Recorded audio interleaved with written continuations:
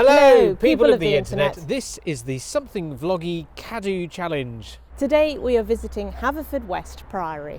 This was the home of a group of Augustinian canons regular around 1200 AD. That's a kind of religious communism. When the dissolution of the monasteries occurred between 1536 and 1541, the priory was acquired by Roger and Thomas Barlow, the brothers of William Barlow, the Bishop of St David's, who was anti-Catholic and a collaborator in the dissolution. While there are other examples of similar priories, what makes this one unique is the ecclesiastical medieval garden with raised beds, which were discovered when the site underwent an archaeological excavation. Haverfordwest Priory reminds me of the castle in Monty Python that was built on a swamp and then that sank, and so they built another one on top of that and so on and so forth until one finally didn't sink. Because it's by the side of the river, they had to do quite a lot to make the foundations firm enough for them to build on. But because it was right next to the river and there was a lot of shipping and the ground was really quite fertile, it became a desirable location, and they really made the most of it because they had these massive gardens which they grew and sold produce from. So before they put the dual carriageway in up there and the railway line behind it, I would imagine that this was a lovely place because you've got the river down here, it's a nice decent sized river, which I should imagine full of fish and that sort of thing, so plenty to eat. And you've got your gardens over here for herbs and whatever else you want to grow in them. I think it would have been a very peaceful life here.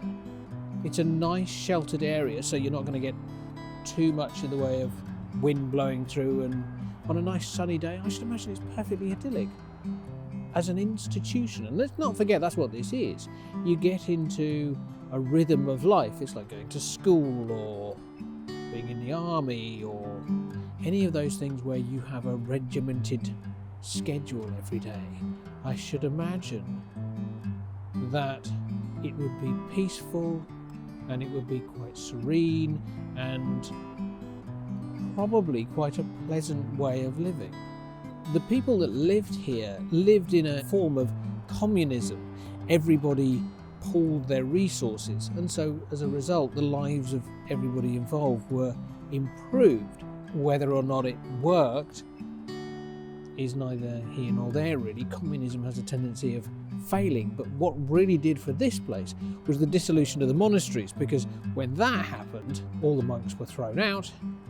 The place was taken over by people who were in favour of getting rid of Catholicism in Britain, and places like this were either turned into piles of rubble or alternatively flashy places to live for people who were in with the king. You can really tell there was an awful lot of wealth in this place, not only because of the stones used, but the way that the stones are dressed. You've got some nice little reminders that give you a glimpse as to how it would have looked when it was not fallen down.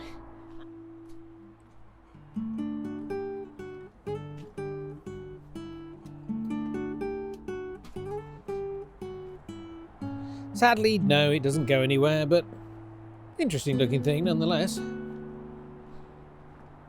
So this behind me is a pleasure garden, and a pleasure garden is exactly what it sounds like. A garden that you can take pleasure in. They would have had herbs planted all over the place, and this is really quite unusual in the fact that not only are these gardens still visible, complete with the stone raised beds, but they are planted up. And considering that this is a ruin, you don't often see that.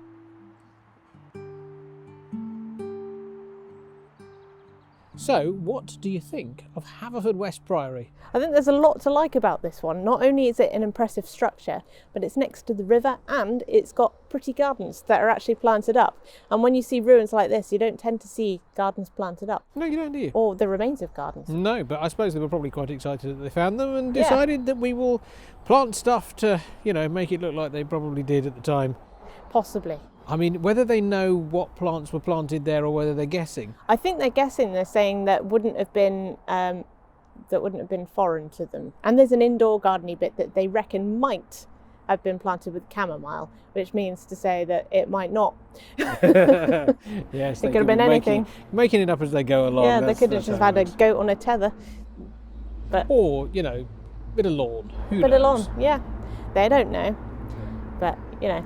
It's an interesting thing that they're guessing, which is good. I should imagine there's probably some sort of written documentation that says, oh, you know, such and such is very popular in there. Yeah. But, yeah, without knowing. Without knowing. You We'll don't never know. But you can say there probably was this, and you sound like you know what you're talking about. Yeah. So with that said, if you like this film, please click that subscribe button. And don't forget to visit our website, which is somethingofloggy.uk, where there's a map that shows you where all the places are that we've been visiting on our Cadw Challenge adventure. And, well, I guess... That's it. See you next time. TTFN.